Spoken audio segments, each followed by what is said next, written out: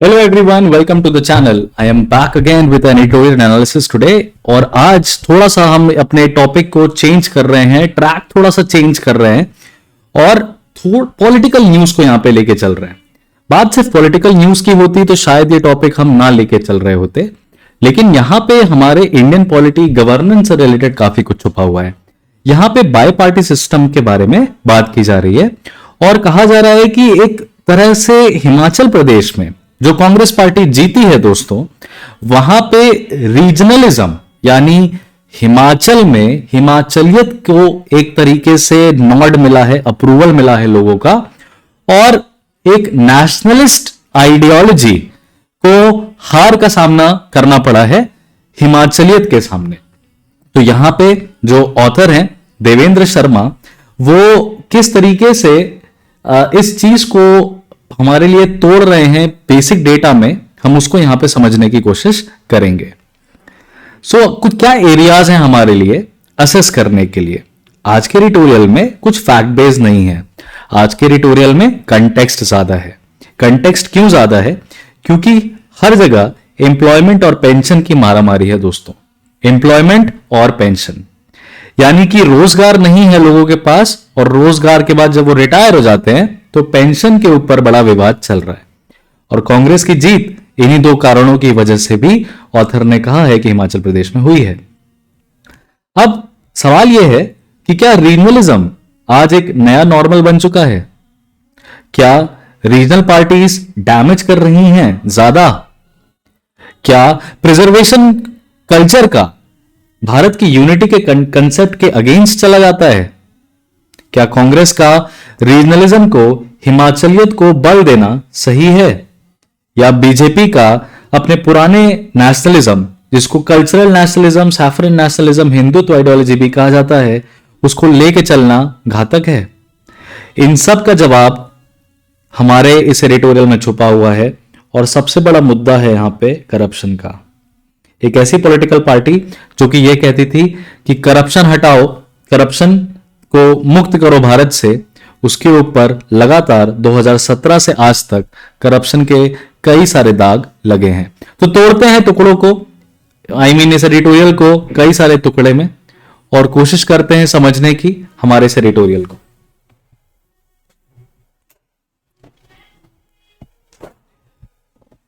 तो यहां पे ऑथर कह रहे हैं कि कांग्रेस की जो विन है हिमाचल प्रदेश में, वो कई सारे फैक्टर्स को दी जा सकती है, जिसमें प्राइमरीली वो ये कह रहे हैं कि जो ओल्ड पेंशन स्कीम का प्रॉमिस था 1.5 लाख गवर्नमेंट एम्प्लॉइज के लिए, वो बहुत काम किया। और दूसरा, जो अभी पूर्व मुख्यमंत्री जयराम ठाकुर जी की गवर्नमेंट थी, उन्होंने काफी खराब काम किया, और भारतीय जनता पार्टी अंदर के अपने ही टुकड़ों से हार रही है। और इस तरीके से ये एक भारतीय जनता पार्टी के लिए बड़ी हार है और बड़ी सीख भी है। तो क्यों ओल्ड पेंशन स्कीम की वजह से यहां पे इतना बड़ा चेंज आया? तो ऑथर आपको इस पैराग्राफ में समझाता है कि अगर आप हिमाचल प्रदेश को ध्यान से देखेंगे तो आपको पता चलेगा कि वहां की जो पॉपुलेशन है वो गवर्नमेंट सर्विस और पब्लिक सेक्टर में बहुत ज्यादा है। नियरली 4.25 लोग ऐसे हैं जो कि, मतलब आप कह सकते हैं कि 10% पॉपुलेशन हिमाचल प्रदेश की सरकारी वेतन पे है, इसीलिए चुनाव में उसका एक बड़ा रोल है।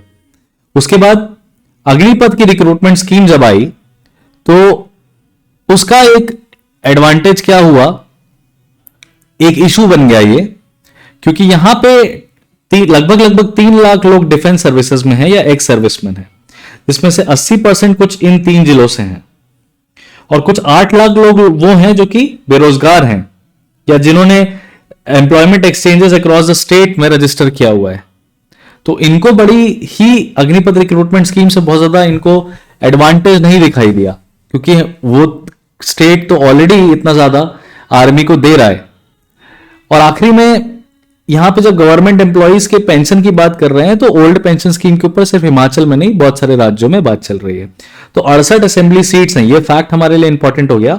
68 असेंबली सीट्स में कांग्रेस को 40 मिल गई, एक तरफा मेजोरिटी है, और आम आदमी पार्टी किसी भी तरीके से कहीं पे भी एक थर्ड फोर्स की तरह नहीं आ पाई, डिड नॉट इमर्ज। तो यहां पे ऑथर विनिंग फैक्टर को जो उठा रहा है वहां पे ये कह रहा है कि धूमल जो अभी करंटली चीफ मिनिस्टर बन सकते हैं, जिनका आरएसएस का कोई बैकग्राउंड नहीं था, उन्होंने रीजनल अप्रोच ली, ठीक है। और यहां पे हिमाचलियत की बात करता है ऑथर, क्योंकि लोग बड़े वहां पे हिमाचलियत की बात करते हैं। हिमाचल प्रदेश में हिमाचलियत क्या कहता है कि ये रीजन जो है ये बिना किसी आउटसाइड इंटरफेरेंस के अपना हेड डिसाइड करेगा। क्यों? क्योंकि हमारा जो कल्चर है हिमाचल के लोगों का, उनके जो लोकल फेस्टिवल्स हैं, उनकी जो भाषा है, जो भाषा शैली है, जो खान पान है, जो रहन सहन है, वो काफी डिफरेंट है और मल्टी कल्चरल सोसाइटी दर्शाता है। और यहां पे इन्होंने ये कहा कि हिमाचलियत का जो कॉन्सेप्ट है वो हिंदुत्व के कॉन्सेप्ट के ऊपर चला गया और कांग्रेस ने एक नैरेटिव गेम जीत लिया। फर्दर यहां पे आपको ये बात करेगा कि ओल्ड पेंशन स्कीम और हिमाचल सब नेशनलिज्म में तो हमने बात कर ली। उन्होंने ये भी कहा कि यहां पे लोग जो हैं ये कास्ट के बेसिस पे बटे नहीं रहना चाहते, हिमाचलियत उनको एक तरह की यूनिटी देता है और उसी आइडेंटिटी पे क्या हो गई, कांग्रेस को जीत मिल गई।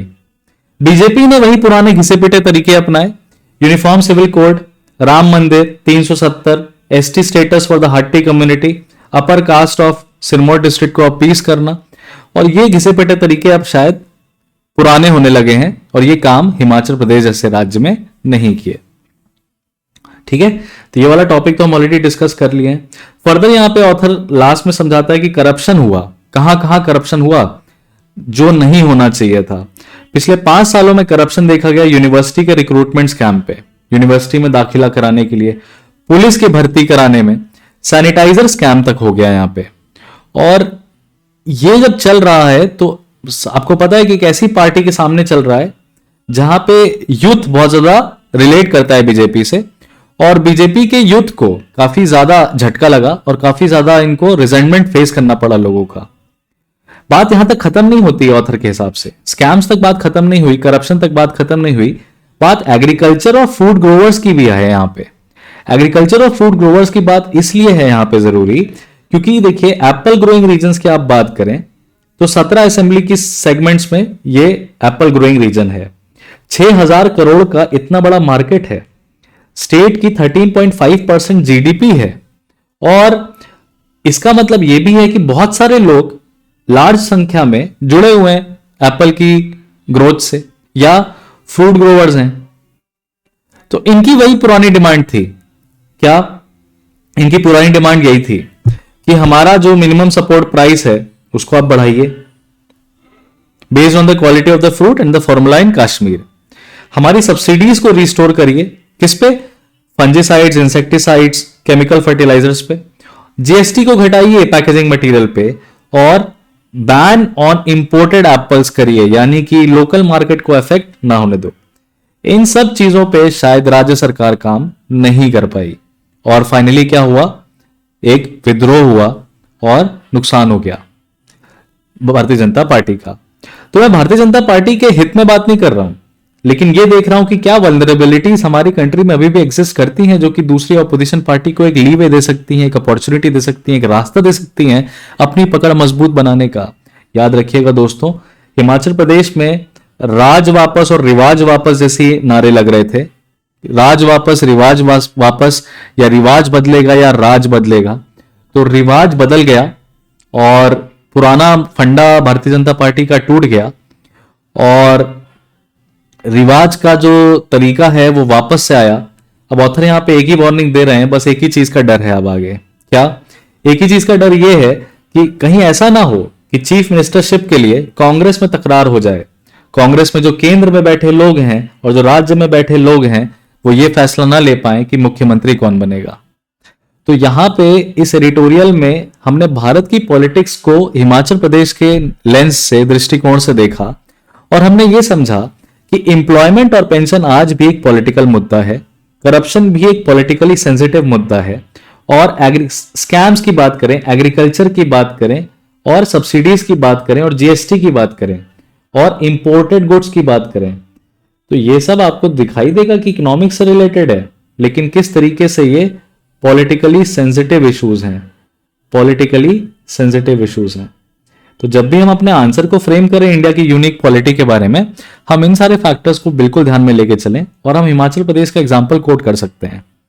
तो ये था आज का एडिटोरियल एनालिसिस, जहां पे एरियाज टू असेस को हमने देखा। इन क्वेश्चंस को आप पॉज करके फोटो खींच लीजिएगा और इन क्वेश्चंस पे काम करिएगा, क्योंकि अक्सर मेंस में रीजनलिज्म और नेशनलिज्म को वर्सेस करके पूछा जाता है, और आपको हिंदुत्व आइडियोलॉजी कहीं से कहीं तक भी अपने आंसर में कोट नहीं करनी है। आपने हिमाचलियत के बारे में भी कोट नहीं करना है, आपको रीजनलिज्म और नेशनलिज्म को लेके चलना है। तो ये चीजें आपके लिए जरूरी हैं। और ये स्टेटमेंट अपने आप में कॉन्ट्राडिक्टरी है कि अगर आप प्रिजर्वेशन ऑफ कल्चर करेंगे तो कॉन्सेप्ट ऑफ यूनिटी कैसे खत्म होगा। प्रिजर्वेशन ऑफ कल्चर करने से तो लोगों का ट्रस्ट आपकी यूनिटी पे बढ़ता है, जो कि अल्टीमेटली आपकी इंटीग्रिटी को बढ़ाता है। तो this was Harshvardhan Tripathi signing off from today's editorial analysis. I hope you like the video. कैसा लगा आप कमेंट सेक्शन में जरूर बताइएगा। आपके लिए अच्छे से अच्छे वीडियोस बनाने का हमारा मोटिवेशन बढ़ता है। धन्यवाद।